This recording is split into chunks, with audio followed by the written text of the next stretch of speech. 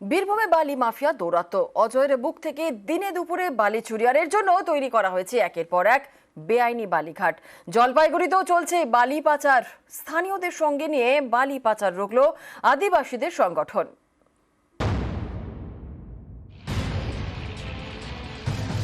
অজয়ের পাড়ে বসানো হয়েছে পাইপ।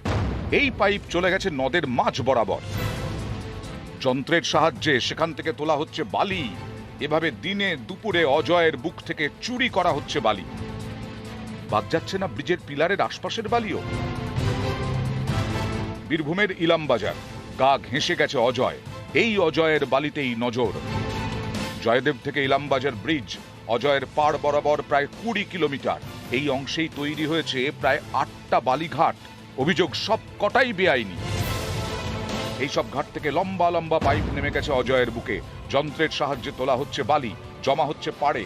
আর্থ মুভারে করে সেই বালি তোলা হচ্ছে ট্রাক্টরে, তারপর চলে যাচ্ছে ডিস্ট্রিবিউশন পয়েন্টে।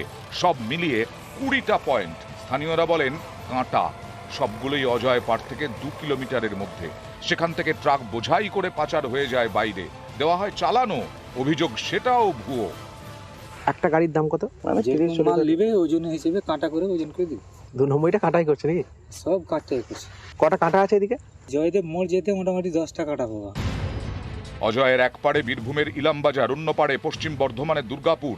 অভিযোগ দুপাড়েই পাচার হয়ে যাচ্ছে বালি, মোটা টাকা রাজস্ব ফাঁকি দিয়ে। এই ইনফরমেশনটা অ্যাকচুয়ালি পাওয়া যাবে এডিএম এলআর সাহেব বা বিএলআরও সাহেবের কাছ থেকে। এটা তো আমরা সরাসরি ডিল করি না, তবে টাইম টু টাইম আমাদের কাছে ইনস্ট্রাকশন আসে কোনো ইলিগাল হলে সেখানে জয়েন্ট রেড করার জন্য। তাই ইমিডিয়েটলি এরকম কোনো ইনস্ট্রাকশন আসেনি। তবে যেগুলোর কথা বলছেন সেগুলো এক্সিস্টেন্স আছে কিনা এটা সরাসরি বেটার বিএলআর ওকে জিজ্ঞেস করা।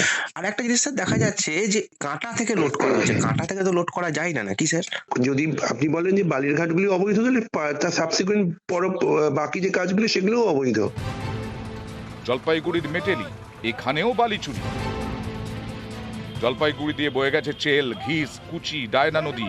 অভিযোগ এই সব নদী থেকে বেআইনিভাবে তোলা হয় বালি, পাচার হয়ে যায় বাইরে। এরই প্রতিবাদে স্থানীয়দের সঙ্গে নিয়ে সোমবার চালসায় পথে নামে আদিবাসীদের সংগঠন ভারতীয় মূল নিবাসী বিকাশ পরিষদ। বালি বোঝাই ট্রাক্টর আটকায়, খবর দেয় মেটেলি থানার পুলিশকে। বেশ কয়েকজন ট্রাক্টর চালককে পুলিশের হাতে তুলে দেয়। বীরভূম এবং জলপাইগুড়ি থেকে ইন্দ্রজিৎ রুজ এবং রকি চৌধুরী, নিউজ 18 বাংলা।